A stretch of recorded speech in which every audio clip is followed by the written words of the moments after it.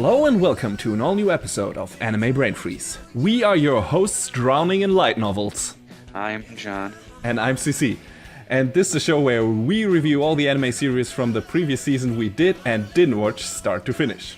Well, like my good old grandpa always used to say, "Dear child, if you gaze upon the colorful, vast landscape that is modern anime, you don't have to let your eyes wander too far to spy one of them strange, ugly, yet beautiful, and maybe a bit funny in the head species that is known throughout the world as the light novel adaptation. These bizarre beasts often go by weird names, sometimes so long they could fill a whole book on their own. If you come across one of these infamous tricksters, don't get fooled by their good looks, because under that bewitching shell often brew stories that could not have been cooked up by beings with keen or stable minds.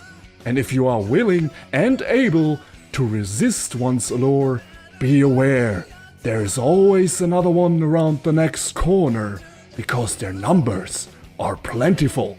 and of course he knew what he was talking about, because as both of us can attest, the anime seasons we cover on the show are usually filled to the brim with these things. So to turn this a bit into a theme on this episode, after I already reviewed a light novel adaptation with Grimoire of Zero on the previous episode, this time I will take a look at the apocalyptic world of SukaSuka. That's not the whole name, trust me.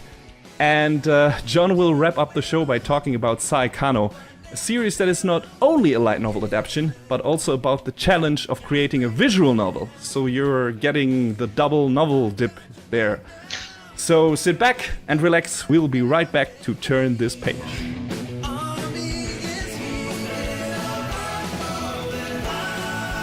Willem Kmetsch, there's a name for you, is the last human, kinda, we'll get to that, in the world that the story of SukaSuka is set in. He is, or was, is a powerful warrior who, at the climax of a big fight, got cursed with a petrification spell, and slept for 500 years under a frozen lake until he was found and brought back to life. In these past centuries, the world's population was driven to almost complete extinction by the powerful monsters called beasts.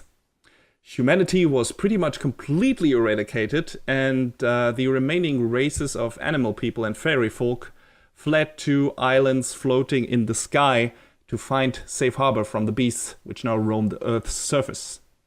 At the beginning of the show, Willem runs into a human-looking girl introducing herself as Kutori, who got lost looking for a specific place in a big city. Willem helps her find it, and soon after, both part ways, never to see each other again. Of course, that's not what happens, because soon after that encounter, Willem takes on a job as a caretaker for a warehouse that is supposed to store some powerful weapons against the beasts. And wouldn't you know it, that warehouse turns out to be an orphanage, and the weapons turn out to be girls. Leprechauns, to be exact, which Kutori is of course being one of them. They are powerful fairies who can wield the so-called duck weapons that are the only thing that can push back the beasts, which are attacking the Sky Islands on a regular basis.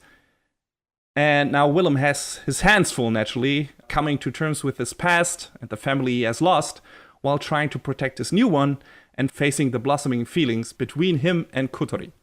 So SukaSuka, and I'm so sorry for butchering this, Shumatsu nani shitemasu ka? Isogashii desu ka?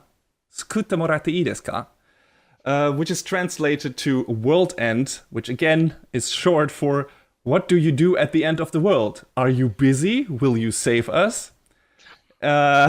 Some of these light novel names just get a little out of control. It's like I previously mentioned, adapted from a light novel, written.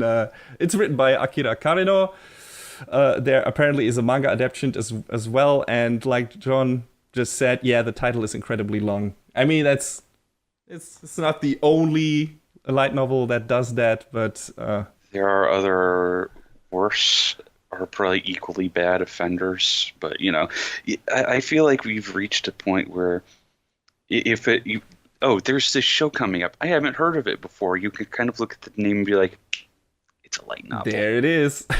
Like there's one, I think, either next season or the season after called like Death March to the Parallel World Rhapsody. And the first time I read that name, I was like, you're a light novel.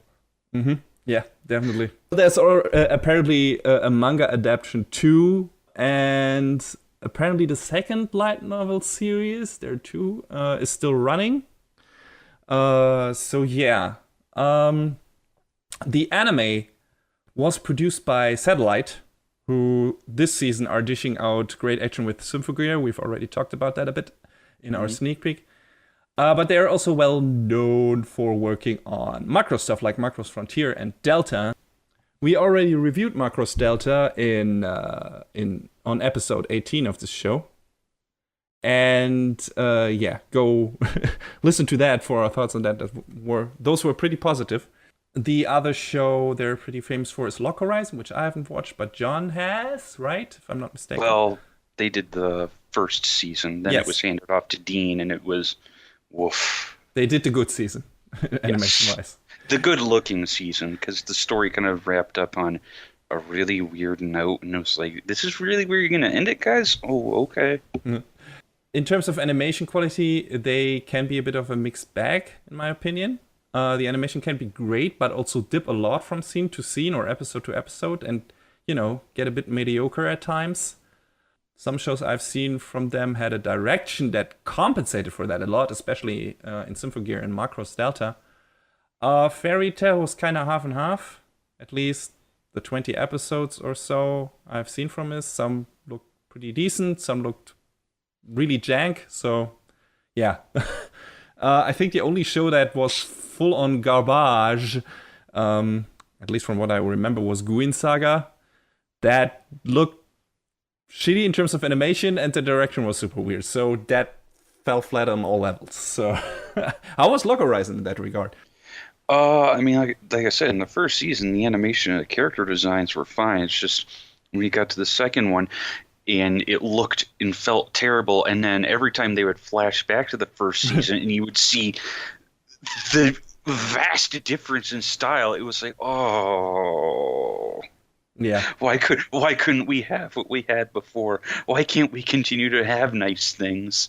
But it was one of Satellite's definitely really good looking shows. Yeah. Okay. When it comes to SukaSuka, I'd say the same rules apply. There are some cool fights and there's nice scenery in many episodes, but there's also some janky motion and off-model characters. So again, a bit of a mixed bag in the animation department. But I thought the show is interesting to look at because, just like in Grimoire of Zero, there's a bunch of animal people in this, because humans are pretty much extinct. But they have not been super furrified. They look still really like animals, especially in the face department. And it just means, there's a lot of variety in terms of character models, which I appreciated. Keeps it pretty diverse and interesting. So I'm not a big fan of the eyes on the human-looking characters in this show because the pupils are weirdly small, which makes them look a bit dead and expressionless sometimes. I don't know why they did that, but I don't know. I just felt it looked weird. I don't know if you've seen any artwork from the show.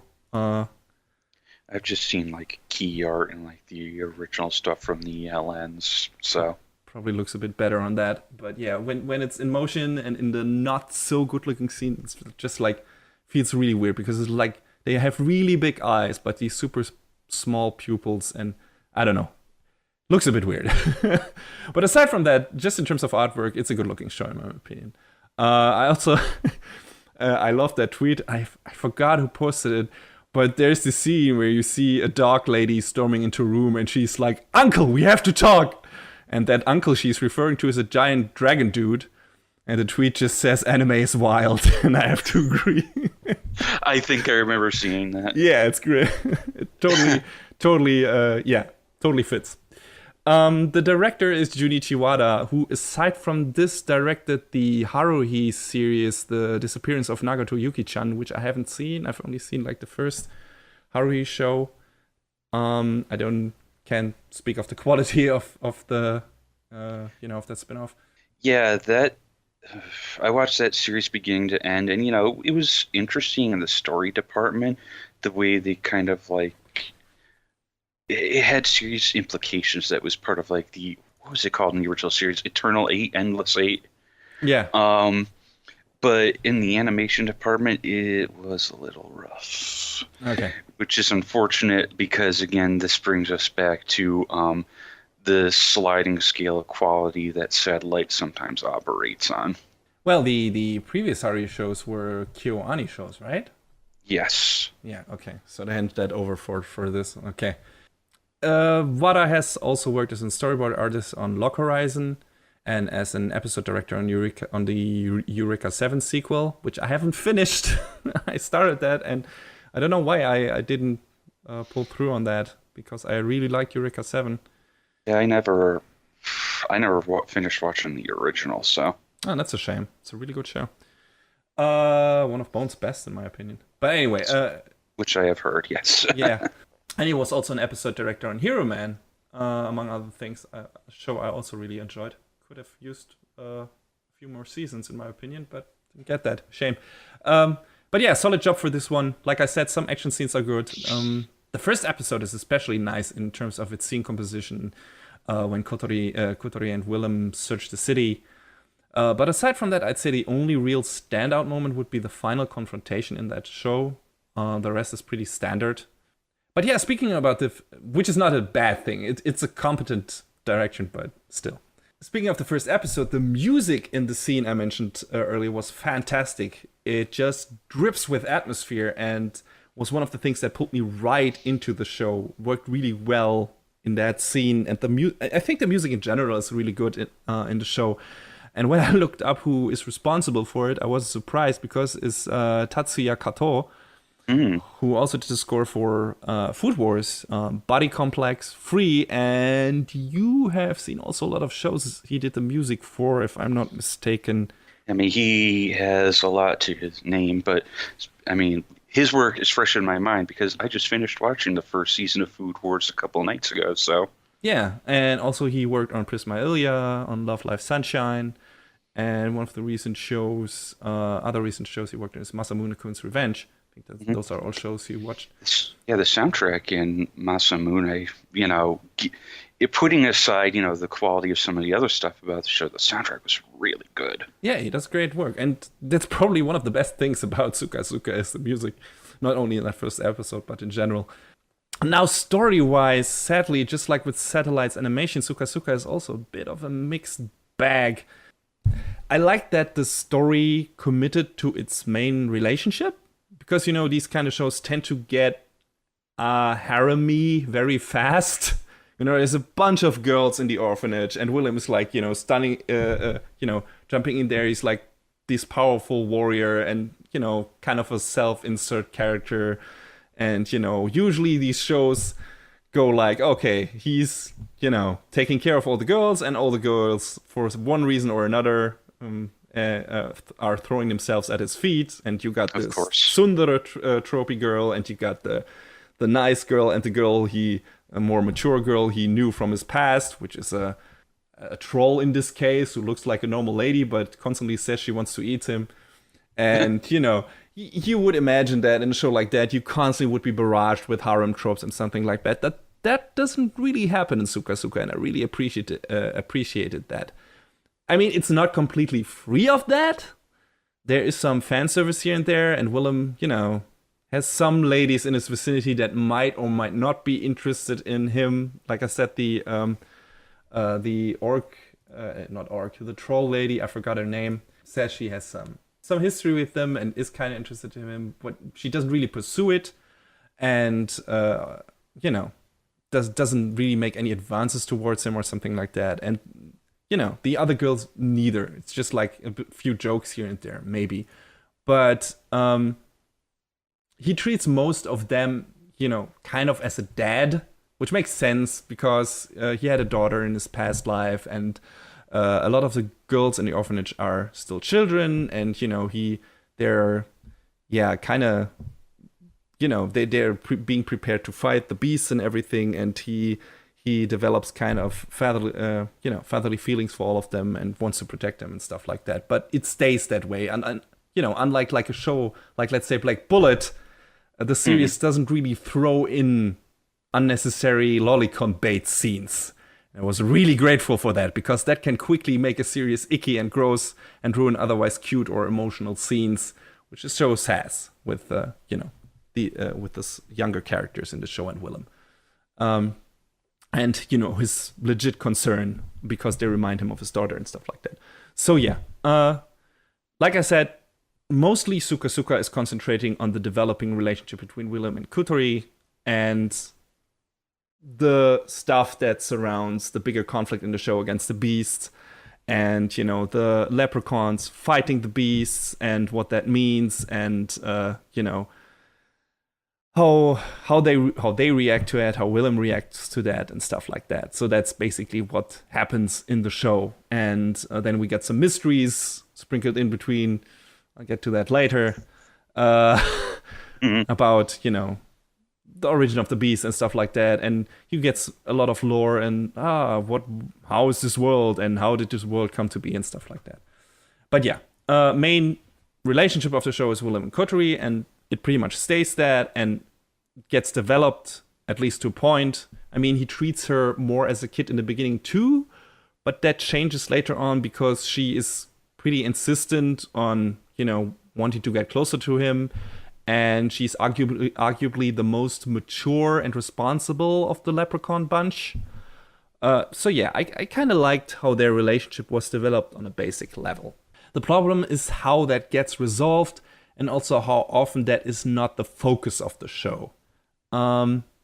If you see the first few minutes of the first episode, which kind of teases the ending of the show, and when you hear about the special nature of the leprechauns early on and how their life on Earth usually plays out and everything, you can pretty much guess pretty safely what kind of ending this story is headed towards. And without giving too much away, it is exactly headed where you think it is, and it's not a happy place. Oh. Now, I don't mind sad endings if there is enough substantial emotional stuff to latch onto, and it's not just a tragedy for tragedy's sake and shock value. And I feel like SukaSuka was, dabbling more in the latter part than the former. It feels more like it gets sad to be sad, and I didn't have that much an emotional connection to the characters to make me feel that all this, sad thing was warranted. Or let's say I didn't really get an emotional response from that. The thing is, the show doesn't spend nearly enough time to build a satisfying arc for either Willem or Kutori. Yes, they develop their relationship, but I don't know, the pacing for that is a bit weird. You have these weird start and stop gaps for that. It's not it doesn't feel like a continuous development. It's like, okay, now Kotori goes off to fight, and then she comes back, and there are a few more scenes with Willem, and then he goes off and does something else, and then she comes back, and then they grow a bit closer together again. It feels like a bit of a, I don't know, stop motion thing. It doesn't feel like a fluid continuous development. We learn a few things here and there about Willem's past, but instead of getting more, unnecessarily lore of the world and some, hijinks with the orphanage kids that didn't really need to be in there, or random battles that really didn't need to be in there, it would have been nice to see more about where he was coming from, more about his past life, to truly appreciate how meeting Kutori and everyone else changes him. There's a character with a connection to Willem's past who's also human, but not really alive. Don't want to give too much away there, but he barely has any screen time, and it would have been cool for him and Willem to talk about some more old adventures, to get a better grasp on what kind of person Willem was before, and who he is now, and who he is becoming. And yeah, that maybe would have made his character more interesting, and more well developed, and we don't really get that. We get some few snippets here and there, and those are interesting, but it also leaves me like, no, don't cut away now. I want to know more. I want to see more about his past life, and they don't really do that. Also, the show spends a bit too much time on building up its story twists, which really aren't twists to begin with, because the first big one, being the origin of the beasts, is so obvious and has been done to death that they could have given that away right at the beginning of the show and not wasted any more time on that, in my opinion. It's really, really, really obvious. And the second one being about the changes of Kutori's mind and body and the weird memory fragments that plague her. The resolution for that comes kind of out of nowhere and also doesn't really have any emotional resonance with the rest of the show's cast or story. So that was, I don't know, that just felt kind of weird. Or I missed something, I don't know. But it was like, okay, yeah, that happened. I guess sometime, and what does that mean now? Is that really relevant? Doesn't really further develop her character or anything. So yeah, that was, I don't know, that was a weird thing that was part of the story and maybe shouldn't have been. Yeah, it felt like wasted time. Also, there are way too many side characters in this show and in this cast that don't contribute anything really that substantial or interesting or worthwhile to the story and could have been cut completely. It's like that really needed to be thinned out, in my opinion. I mean, they're not annoying or anything, or bad characters or bad character designs or anything, but it's like, okay, why are you in this story?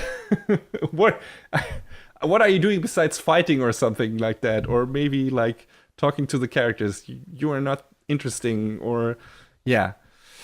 I don't know. If they had spent more episodes on Willem and Kutori growing together, going on adventures, and maybe fighting together, maybe sprinkle in some more memories from Willem's past that directly relate to the things he is going through in his present, then maybe the emotional core of the show would have been strong enough to make me care more about the ending than I did.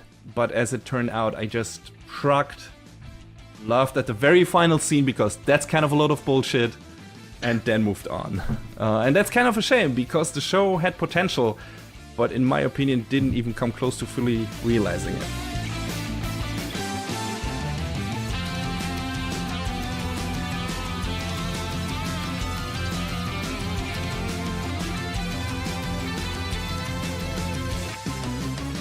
So, like we were saying, we go from one light novel to another, and you know how you were just saying you were glad there weren't a lot of harem elements, and you're sure they were only kind of lightly touched on? Mm-hmm. Yeah, we're going to swing a little bit in the other direction. Oh boy. Not too heavily, but Saekano, the Japanese name, Saenai Hiroin no Sodate Kata, or if you're not a weeb, How to Raise a Boring Girlfriend, has some of those harem-y aspects in there. So, the story kind of circles around Tomoya Aki. He's a high school teenager. He's a nerd with a dream, and his dream to be able to create the greatest visual novel of all time. Wow, high stakes. Well, we all have our aspirations. Tomoya, he's a dork. He doesn't have much interest in girls, or the 3D kind, anyway. So one day he wants to make a romantic visual novel, dating visual novel, or he wants to create his waifu. Ah, well. So one day he runs across this girl, Megumi, and she's like gorgeous and like the spitting image of what he wants to do. And he's like, I want to model a character after you. And it's kind of, I don't know if that seems a little bit creepy, but they sort of have a lack of interest in one another, so they kind of play off each other in a funny way like that. Because Megumi, every time Tomoya has something to say, she just has a cold, biting criticism that's just, very straight to the point, very, matter of fact. Well, Wait, Got does it. he want to model the game only after her looks, or does he want to put her like complete character into the game? I guess it'd be kind of a little of both. Okay. But I mean, Tomoya he's not very good at the things he wants to do. Like he's not a great writer. He's not a really good artist. He can, do a little programming, but he ends up bringing in some people that he knows to help him work on it. Like his childhood friend Eriri, who is like a very well-known doujin artist to help, do the illustrations, and then one of his upperclassmen, this girl Utaha, to help him write the game scenario, who has written her own light novels and whatnot. So, we get a little bit of the inception on that, where it's a light novel talking about, another kind of medium, but the light novel is also referenced in the. It's weird. But it's interesting the way it works out. Why does Megumi even agree to this? Is there any reason given for that? Is he like blackmailing her or something? I guess it just sort of catches her interest. Like that's basically the long and short of it. At first, she's kind of like, yeah, whatever, but then she sort of slowly gets into it. Okay. Yeah, she's not an otaku nerdy weeb the way Tomoya is, but everyone sort of gets into it in their own way. I'm sure you probably realize by now that we have, I forgot one character. There's also, I believe, Tomoya's cousin Michiru, who helps write the music. That gets a little weird, as you might imagine. Mm-hmm.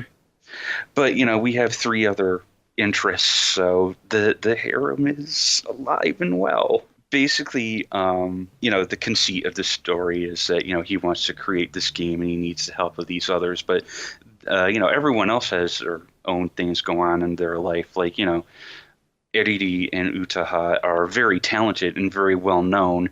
That is to say, they operate under like pseudonyms within their works and online and whatnot. So, but having these names attached to Tomoya's game will be able to make it, more appealing to others and whatnot. So they formed this studio, I guess more like team. They call themselves Blessing Software. And the game that they are working to create is called Cherry Blessing. And, when it becomes apparent that Eriri and Utaha want a little more than a working relationship, wink, wink, nudge, nudge, will this mini harem cause trouble for the project? I assume it will, or otherwise the series would be devoid of comedy or something. Well, the character archetypes are laid out pretty plain from the get-go. Like Megumi is, the very deadpan, sort of character, just sort of along for the ride at first. Eriri is the very tsundere, like power tsundere. And Utaha, it's like, there are several instances where she's taking, Tomoya in one arm and just being like, whispering these sweet nothings in his ear, constantly calling him Mr. Ethical because, he doesn't want to get involved with her in that way. The cast of characters, I feel like they're diverse enough from one another that, you get a good feel for who they are and what they want both out of this smaller project and out of their chosen vocations. And they're likable. They're interesting. They're not like flat, which is a pretty good pun considering flat is in the title of the second season. Okay, why?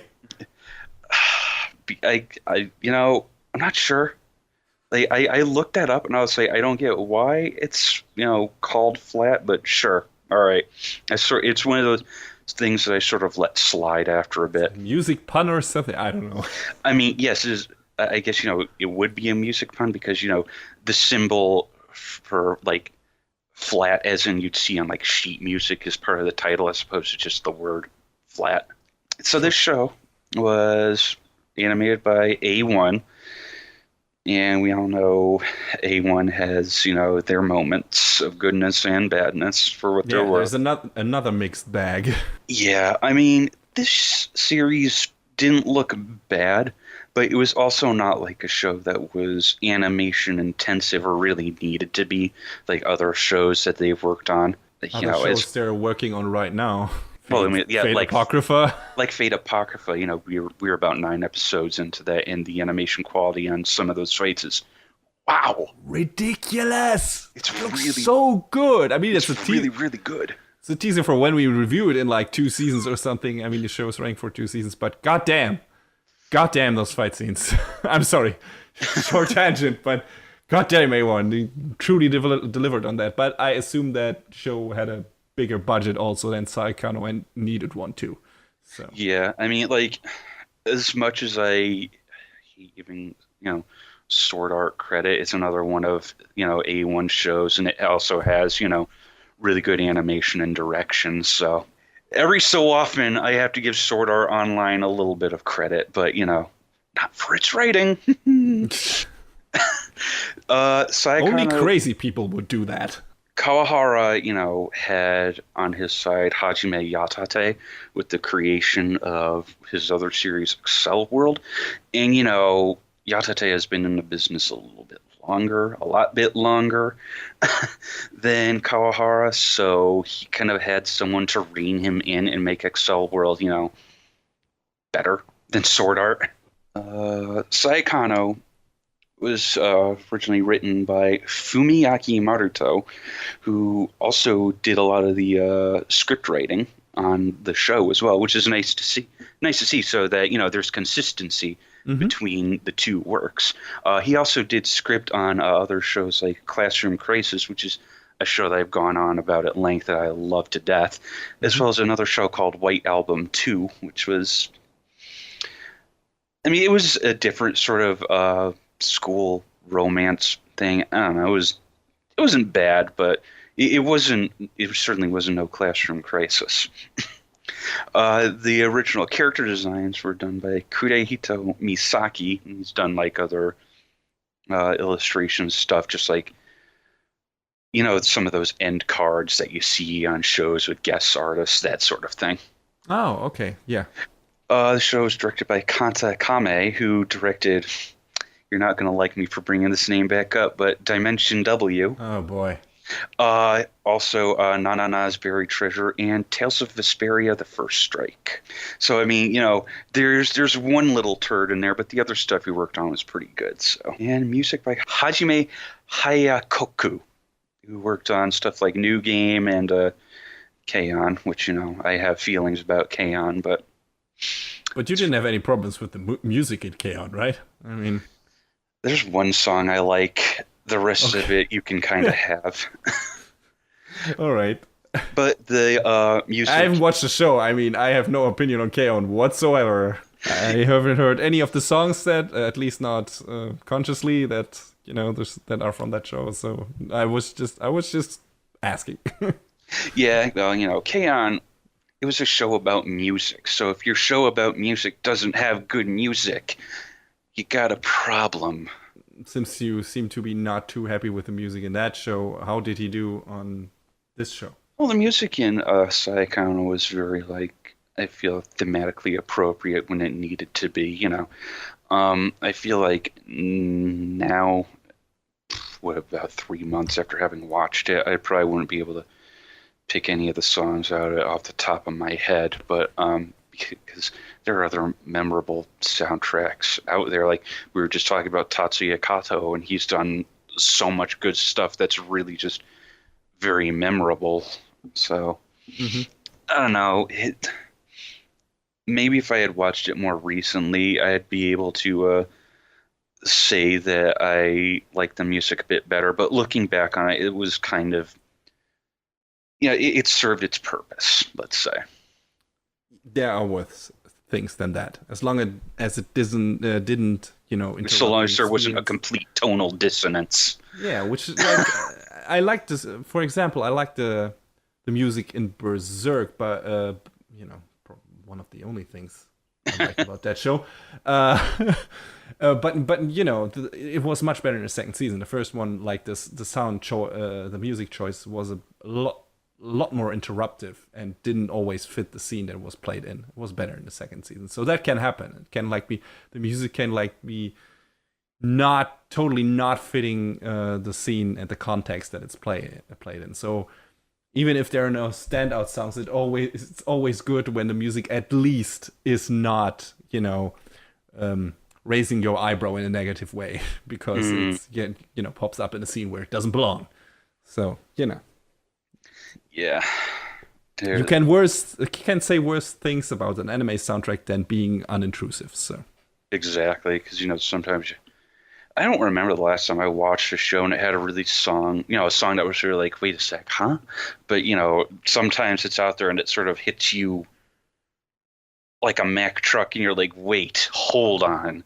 But yeah, like I said, likable cast of characters. The character designs are all pretty unique. Their motivations are interesting. Like it gets to a point without giving too much away where some of the characters have to choose between working on this smaller project or going after the bigger fish that is coming their way. And it makes the interactions a little more interesting because like whether they stay and help on it or they go after this bigger better thing that make their career and whatnot.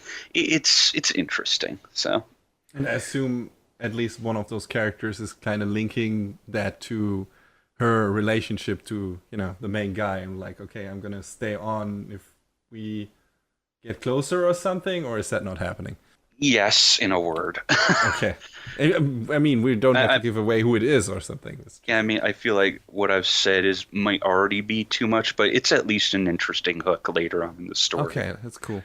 Like, is the development of the visual novel, is that like a constant thread, or is that like kind of thrown aside after a while to make space for the, I don't know, the love triangles or whatever? And is that even like, I don't know, developed continuously? Is like the first visual novel finished, or the first chapter finished at the end of the first season or something? Well, the big goal is to get the game all done and set so they can sell it at Comic-Con. Mm-hmm. And there's a lot of speed bumps along the way, as you might imagine, because I haven't done it myself, and I don't know if you have either, but making a video game is not easy. No, I haven't, but I can imagine. So they come across not only issues with actually coding the game, but trying to revise the story, get all the art assets in there, and make sure that the game has a natural flow to it, that sort of thing. So it is a constant focal point for the story, which is, if it wasn't, it would probably be a little, strange.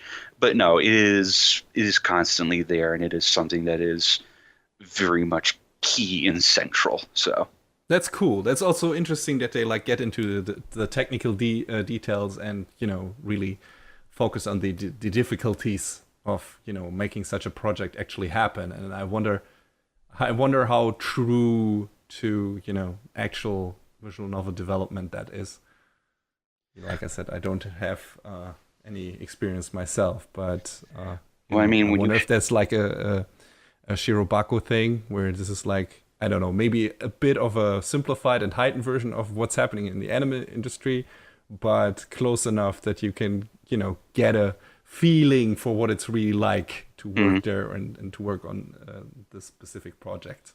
Well, I mean, this is also kind of an interesting story of when you have like a doujin group of like 5 people like in this story working on a project, as opposed to something else like New Game, which New Game is not your typical sort of story about this, because it's very much a sunshine and roses kind of story.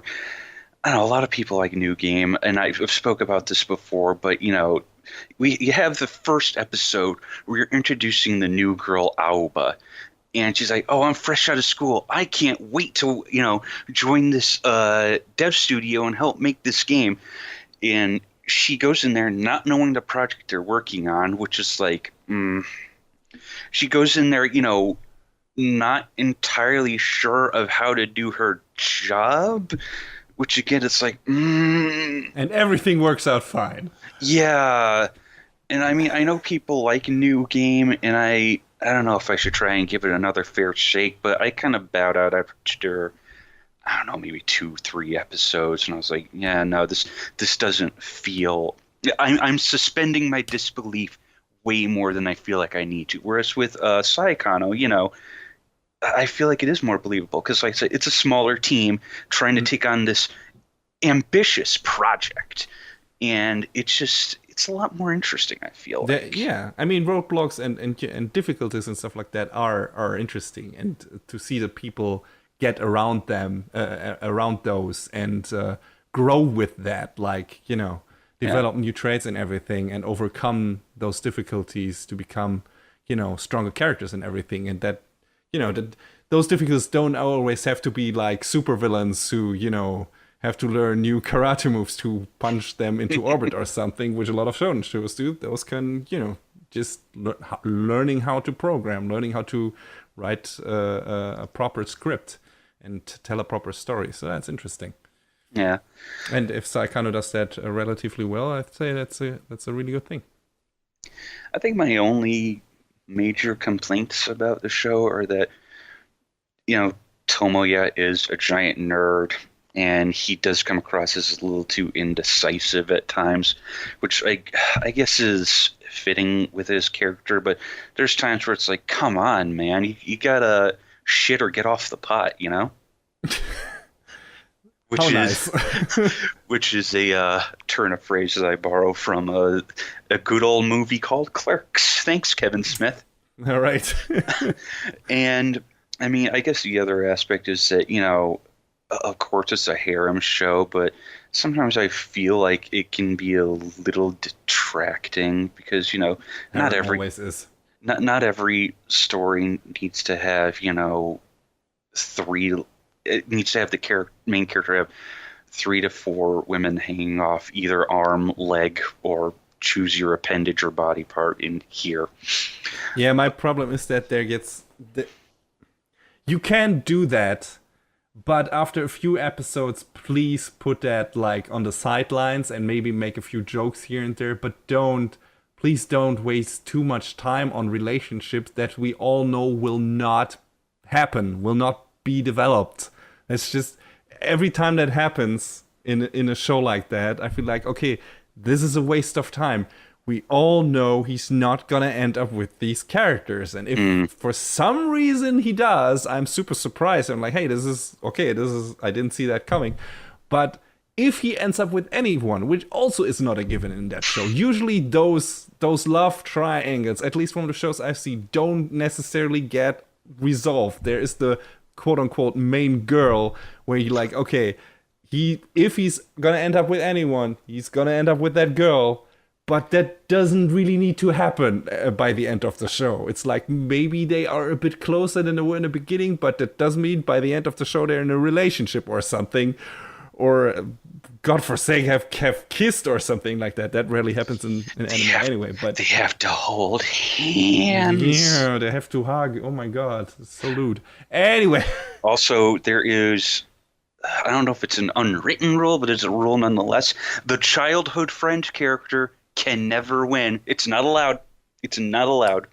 Yeah, I wonder. How did that... Wait, what was that? How did Love Hina end? It's one of the most famous examples. Didn't he end up with his childhood friend? Oh, jeez, you're asking that, and it's been forever since I've watched Love Hina. But I feel like you might be right. What was her name? Naru? I think it was. I think so, yeah. She was a horrible character. That's all I remember about her. The only thing I'll remember Naru for off the top of my head was she was the first girl I heard who was voiced by one of my favorite Japanese voice actresses, Yui Horie. So there we go. Well, then she got something going for her. But yeah, anyway, I'm just again tangent. Sorry, but that's usually my problem with harem anime. It's not that it's like not the concept itself that is like the surf insert guy who has a lot of ladies thrown at him. It's like, oh, all right, you can play that for laughs, you can make that fun, but to me that's funny for like a few episodes, and if you keep going back to that and don't do anything with the main story or the main pairing or the whatever your hook is, which in this case is developing the visual novel, if that doesn't get progressed or developed, you instead get hung up on the fucking, on the characters just, no, I'm gonna be with him. No, I'm gonna be with him. No, none of you are. Fuck you. This is not the kind of show that is. So, yeah. How bad does Saekano get in that regard, and how much time does it quote unquote waste on these things, or does this at some point become like more of a joke thing, and the main guy is like, okay, he is probably gonna end up with Megumi or something, or they develop a relationship. I know this is spoiler territory, of course. You don't have to say how far that gets developed, but I'd at least like to know, and maybe some of the listeners do too, in what direction this show is headed in. Like, does it stagnate in that kind of regard, or does something happen? I sort of feel like after a certain point, they just sort of played it for... They played like the romance part for laughs, but the friendships and the relationships that they all kind of develop with each other do feel more legit. I mean, like I said earlier, Utaha continuously calls Tomoya Mr. Ethical because he won't hit on her the way she wants him to. Yeah, but she doesn't really go beyond that, right? Yeah, pretty much. Mm-hmm. Well, but I wonder. So the series did have 2 seasons, right? Mm-hmm. Is it gonna have like a third one? Is the light novel still running? Is the story kind of resolved? I mean, as far as I could tell in the show, it seemed resolved, but the author Maruto announced that the 13th volume, which isn't out yet, is going to be the finale. So, I mean, maybe there's room for another series where, they try and work on another VN. I'm not sure. I don't know the story beyond what's told in the show, to be perfectly honest. Mm-hmm. Okay. But there's room for another season. I feel like by the end of the second season, would you say that can happen? I mean, I look at some other shows and I'm like, yo, that wrapped up, nicely, and then all of a sudden there's another series. So I sort of feel like it's tough to say anymore. Okay. But I could see them trying to make a third one. But would you contend if there wasn't a third one? Would you say, yeah, that's like a good point to end on? I mean, I feel like they ended on a good point with the second season, but we'll have to see what happens. Yeah, so I mean, if you want a story that's, about something that feels a little more interesting in regard to, a smaller group of friends trying to create something rather than, the alternative new game. I feel like it is substantial on that level, on the goal that the characters are trying to achieve, as well as their interactions. So it's worth watching.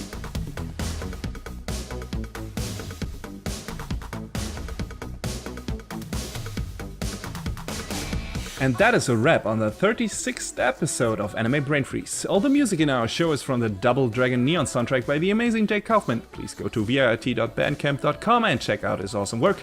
You can listen to our show on most of the popular podcast services, but it's always worth visiting animebrainfreeze.com for some interesting articles linked in our episode release posts. Follow us on Twitter @AnyBrainFreeze for regular updates and tweets from the world of anime. Leave us comments and questions on Facebook and our YouTube channel, or send an email to animebrainfreeze@gmail.com. We would love to read your feedback. Thanks for tuning in. We hope you had a good time, and please join us again on our next show. Macht's gut. Take care, everybody.